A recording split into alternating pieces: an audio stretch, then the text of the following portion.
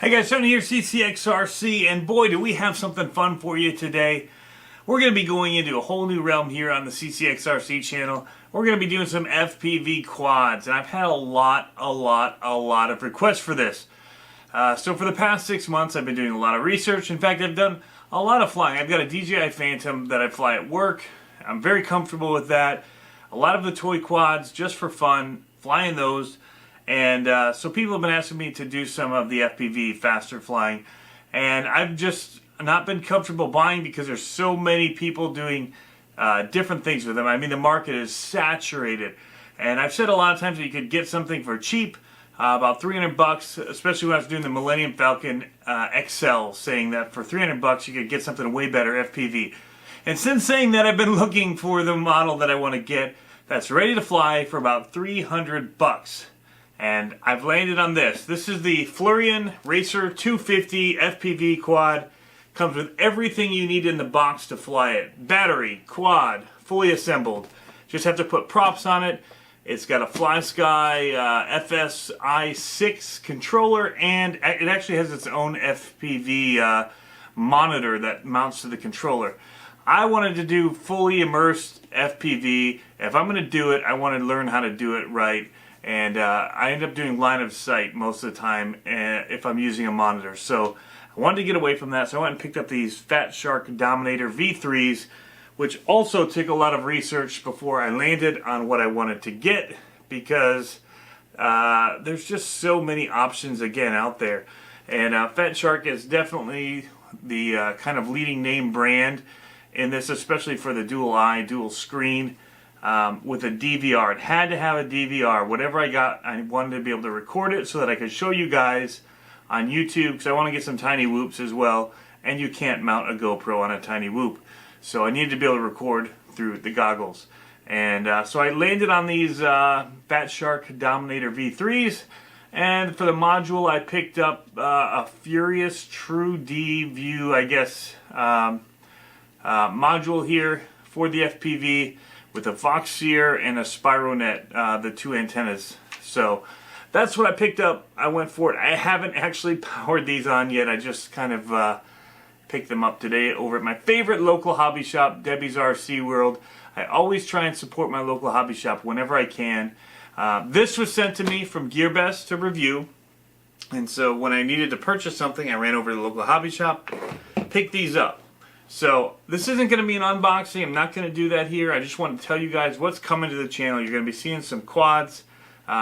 This is just kind of like the gateway, I think, into it. GearBest was also nice enough to send me, I'll semi-unbox this, the Hawkeye Firefly Q6 little recorder that I can mount on the top of this to do some recording of the runs. So I don't have to rely fully on the DVR necessarily for this.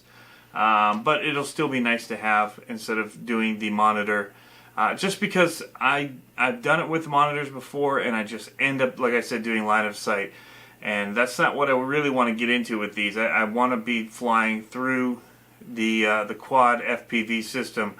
So this is kind of like the $300 challenge for me to get something that was fully ready to fly, controller, everything I needed pretty much in this box. So when I do the review of this, I'm going to go ahead and I'm going to use their monitor that comes in it, but also probably connect these and go with this.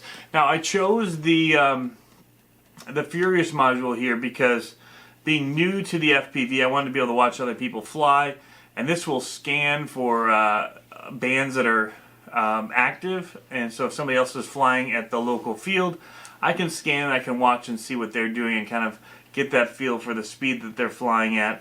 And the reaction times necessary. So that's why I went with this. It's a little bit of an upgraded module. I could have gone with the one that they had created for this when they made it. That was about 40 bucks to get it with an antenna. This was $80 for this module, and then $30 for the Spironet antenna, and $10 for this Voxier, which I chose green because if I'm going to be wearing goofy looking goggles anyway, they might as well have a little bit of bling. So we've got the green, red, black, blue, lots of color going on.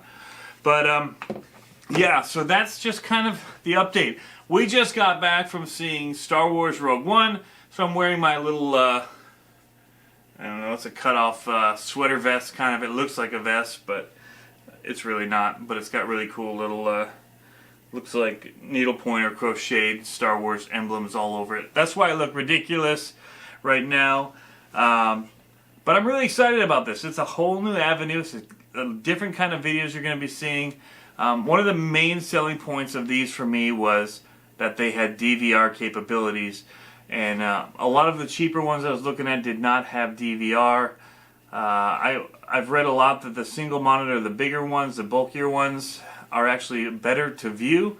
But I also wanted compact, so if I travel with these, you guys know I travel a lot, I could possibly bring these in a small quad with me pretty easily. So that's part of my decision in choosing this pair. So lots of tech put into these. It's amazing the cost that they are for something that's not HD. I did look at the HD V3s, and I read too many reviews of people just saying you need diopters and all this stuff, and it's blurry. It's not great, and they'd go back to their V3s or their SE model of the Dominator. So I just went with the V3s, saved a little money that way. They had them in stock at the local shop, and that made it great. Now these are 16:9 ratio. This camera is going to be 4:3, so it's going to squish. Again, for the price, you'd think that they'd be able to make it so that it can adapt to different displays, but it will not. It actually just squishes. So it won't do letterboxing or any of that. You get a compacted, squished image into 16:9. So we'll see how that feels. I might just go ahead and... A lot of the upgrades in the quads are pretty inexpensive, so I may just swap that out for a 16:9 camera soon. But this is just the start. It's kind of the gateway. And yeah, I'm really excited about it. Got the stuff that I need to get going. We'll be doing unboxing of this, of the camera. We'll take a look at what it can do. I'm probably not going to unbox these. I don't know quite enough about them and the differences in different things. So, but this is going to be from the standpoint of somebody who hasn't done anything fast FPV. I've basically flown the DJI Phantom and then some of the more toy grade type quads, which I have a lot of fun with.